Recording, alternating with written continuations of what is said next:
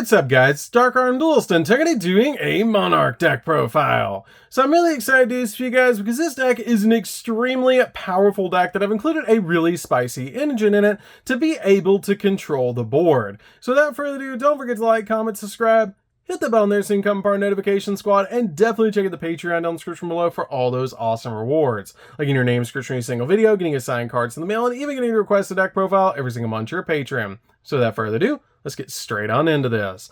So first off, we're going to be playing 3 copies of Erebus. Erebus is a definite 3-of in the build because this card helps you spot remove cards off the field. With an amazing ability that you can tribute summon out this card by attributing 1 tribute summon monster. And if this card is tribute summoned, you can send 2 Monarch spells or traps with different names from your hand and or deck to the graveyard, and if you do, shuffle a card from your opponent's hand at random, graveyard, or their side of the field into the deck, which is an insane ability just to be able to shuffle a card back directly from their side of the field back into the deck so you can spot remove something off the field. We then play 2 copies of Aether. Aether is definitely a 2-of in this build, and this card is absolutely crazy because it shares a similar effect to your copy of Erebus that you can tribute 1 tribute summon monster to summon out this card, and if this card is tribute summoned, you can send 2 Monarch spells or traps with different names from your hand or deck to the graveyard, and if you do, special summon 1 monster with 2400 or more attack and 1000 defense from your deck, which is an amazing ability, but it also returns that monster back to your hand during the end phase, essentially searching out the monster, which is a great ability. This card also has an amazing ability during your opponent's turn that during your opponent's main phase, if this card is in your hand, you can banish a Monarch spell or trap card from your graveyard, and immediately after this effect resolves, you tribute summon this card. And it's a quick effect. And the thing I love about both of these cards is they help you get cards like Pantheism and the Prime Monarch in the graveyard for follow-up plays off those effects, which is such a good ability. We then play 3 copies of Majesty's Fiend. Majesty's Fiend is insane in this deck as a 3-of because it's just basically skill drain for everywhere because neither player can activate monster effects. That's a super simple ability, but it's absolutely insane. Plus this card does have 1000 defense points and 2400 attack points, so it does technically count as a Monarch because it has those stats. We then play 3 copies of Vanity's Fiend. Vanity's Fiend is also an amazing 3-of in this build. The only downside is this card does have 1200 defense points, and I do have to give a quick shout out to Lithium, who actually inspired me to put these cards in at 3 each in the build. I really think these cards are game enders, like Lithium said, and he actually took this deck to a YCS and took Monarchs and just basically took 7 and 3 at a YCS, which is absolutely crazy how insane that is to take Monarchs in 2023 to a YCS and win. But these cards are what made that happen, which is why I actually bumped these cards in my build up to 3 each, which is just absolutely crazy. So quick shout out to Lithium for the inspiration. I really appreciate it. And go check out Lithium's channel. But this is a really cool card in this build because it locks down the opponent from special summoning, which is really good because we don't special summon all that much in this particular build. We're just basically normal summoning out a copy of our Vanity's Fiend by tributing a monster on our side of the field and locking down the opponent with Domain. We then play 3 copies of Kashtira Fenrir. Kashtira Fenrir is insane as a 3-of in the build because you can special summon this card to your side of the field if you don't control a monster. During your main phase, you can add a Kashtira monster from your deck to your hand, which is a great effect to be able to do. And it also has the ability, if this card declares an attack or if your opponent activates a monster effect, then you can spot remove a card off the field by targeting a face of card your opponent controls and banishing it face down, which is a really good effect. We then play 2 copies of Kashtira Unicorn. Kashtira Unicorn is great in the deck because it's an additional special summon that you can use to tribute to summon out a copy of Majesty's or Vanity's Fiend, which is such a cool ability. It also has the ability you can add a Kashtira spell from your deck to your hand, which can be a copy of Theosis or Birth, which is actually a part of the strategy of this particular build. And it also has the ability when this card declares an attack or if your opponent activates a monster effect, you can look at your opponent's X check, and if you do, banish a monster from it face down, which is a crazy good effect to be able to do, because with this card, what you can do is special summon out your copy of Unicorn, use its ability to add Theosis, activate Theosis to special summon Fenrir, Fenrir to search another Fenrir for follow-up, and then just tribute the copy of Unicorn because you didn't normal summon for a copy of Majesty's or Vanity's Fiend, essentially ending with a copy of Fenrir and Majesty's or Vanity's Fiend, which is insane to get you 2 monsters on your side of the field with at least 2400 attack points, and one of them is going to be locking down your opponent with either Majesty's or Vanity's Vanity's Fiend, which is really cool. Plus, I feel like playing Kashtira Unicorn in the build plays around playing the Squire cards, because just like Lithium said, I feel like the copies of the Squires do play a little bit too heavily into hand traps, which is why I do play the copies of Unicorn in my build, because you can just special summon this card out to your side of the field. If they do hand trap it with like an Imperm, a Veiler, an Ash, or anything like that, you still get a monster on the field that you contribute for a copy of Vanity's or Majesty's Fiend, which is just really, really good to extend your plays. And if you open up your copy of Fenrir plus Theosis, your opponent's going to think you're playing Kashtira, and then you just summon out a Vanity's Fiend or a Majesty's Fiend, and they've already used whatever they have, and you basically just end the game because they can't play through it, which is really cool.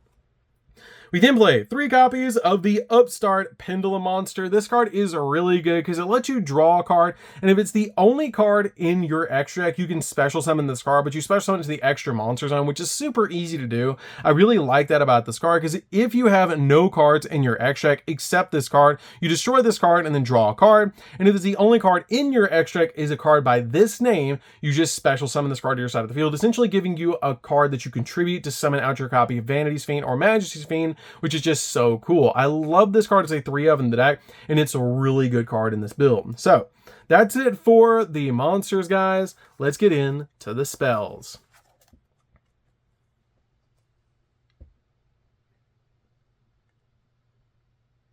So for the spells, we're going to start with a single copy of Terraforming. Terraforming is really good in the build, so we can get to our copy of Domain. We then play a single copy of Upstart Goblin. Upstart Goblin is great in this deck as a 1-of, to be able to just draw a card and essentially play this deck as a 39 card deck, because if you draw this, you draw a card, so it's basically a free card. We then play a single copy of Change of Heart. Change of Heart is like the 4th copy of Stormforth, because you take control of an opponent's monster, tribute it, and then summon out whatever you want, which is just really cool, and I love that about this card. It's a great 1-of in the deck. We then play a single copy of Kashtira Theosis. Kashtira Theosis is great because it lets you target a Kashtira monster you control, and then special summon a Kashtira monster with a different attribute from your deck. And after this card resolves, you cannot special summon monsters from the extra deck except for XZ monsters, but I say to that, what extra deck? We don't have an extra deck, so it doesn't even matter. It basically just says special summon a free Kashtira monster from your deck, which is insane if you control one, and you special summon the other one. If you have Unicorn, you special summon Fenrir. If you have Fenrir, you special summon Unicorn, which is insane, because we also play a single copy of Birth. The reason we're playing Birth in this build is because if you already have the copy of Theosis, you can search Birth, and since we play something like a copy of Vanity's Fiend, this card has a really cool ability that you can normal summon a level 7 monster without tributing, which is insane because we don't have to special summon out our copies of our Fenrir or our Unicorn. We can just normal summon them to our side of the field once per turn off of Birth. And also, if our opponent does deal with our field during your main phase, you can special summon one of your non-XZ Kashtira monsters that's banished or in your graveyard, essentially bringing back a Kashtira every single turn so that we can keep tributing them to be able to summon out the exact cards that we need. The only downside of this card is if you have your copy of Vanity's Fiend on the field, it will lock you out of special summoning, which will turn this card off, which is why I just played it as a 1-of, kind of like a Monster Reborn, and I wanted to have another option outside of Theosis for the copy of Unicorn to search. We then play a single copy of March of the Monarchs. March of the Monarchs is great because it has the ability to tribute summon monsters you control, cannot be targeted by or destroyed by card effects, which is a great ability. We play a single copy of Return of the Monarchs. Return of the Monarchs is a great card to be able to search out monarchs from the deck because it has a really cool ability that basically, if you tribute summon a monster, you get to activate one of these effects to add to from your deck to your hand a monster with 2400 attack and 1000 defense with a different name from the tribute summon monster, or add a monster from your deck to your hand with 2800 attack and 1000 defense with a different name from the tribute summon monster, which is a pretty cool ability to just keep searching, but I feel like one is totally fine because it is searchable off Tenacity. We then play 3 copies of Tenacity. Tenacity is really good in this deck as a 3-of because this card has a really cool ability that you reveal a monster in your hand with 2400 attack and 1000 defense, or 2800 attack and 1000 defense to add a Monarch spell trap from your deck to your hand, except another copy of Tenacity, which is a really cool effect to reveal something like a Majesty Majesty's Fiend, Aether, or Erebus to be able to add the exact card that you need. We then play 3 copies of Pantheism. Pantheism is one of the most insane cards in the deck. You send a Monarch Spell or Trap from your hand to the grave to draw 2, and you can manage this card from your graveyard to reveal 3 Monarch spells or traps in your deck. Your opponent chooses one of them to add to your hand, and you shuffle the rest back in the deck. With something like Tenacity, you can reveal 2 in a Tenacity and guarantee that you're going to get the exact thing that you need, which is absolutely insane, but you can only use this effect of this card once per turn. This card is a definite 3 up in the build because it's basically Pot of Greed, and this card is insane. We then play 3 copies of the Monarch Stormforth. The Monarch Stormforth is insane because this card actually affects your opponent and not the card, which is a really cool thing about this card. Is once during this turn, if you attribute a monster for a tribute summon, you can tribute 1 monster that your opponent controls as if you controlled it, affecting the opponent and not the card, which is really amazing. I love that about this card, and it's such a powerful card in the deck. And it also says that you can only activate 1 of this card per turn, and during the turn you activate this card, you cannot special summon monsters from the extra deck, which again, I say to that, what extra deck? We don't have one. We then play 3 copies of Domain of the True Monarchs. This card is basically the win condition of the deck, besides a copy of Majesty's Fiend and Vanity's Fiend, with the ability that when you have no cards in your extra deck, and you are the only player that controls a tribute summoned monster, your opponent cannot special summon monsters from the extra deck, which is really good to be able to lock our opponent out of the extra deck with this card.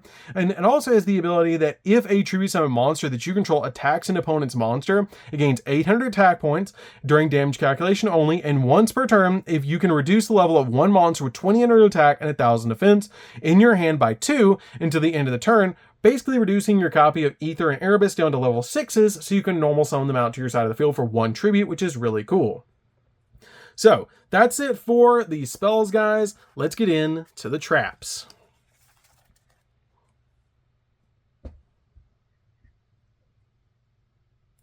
So for the traps, we're going to be playing 2 copies of the Prime Monarch. I feel like all you need is 2 copies of the Prime Monarchs for your trap lineups, because your copies of Majesty's Fiend and Vanity's Fiend are already locking down your opponent so much that you don't need something like the Monarch's Erupt or anything like that anymore. I feel like the Prime Monarch is just really nice to be able to use with Pantheism, Erebus, Aether, any of those cards, and it's also a trap monster you can summon to your side of the field. It also has a really cool ability that once per turn, you can target 2 Monarch spells or traps in your graveyard and shuffle them into the deck and then draw a card.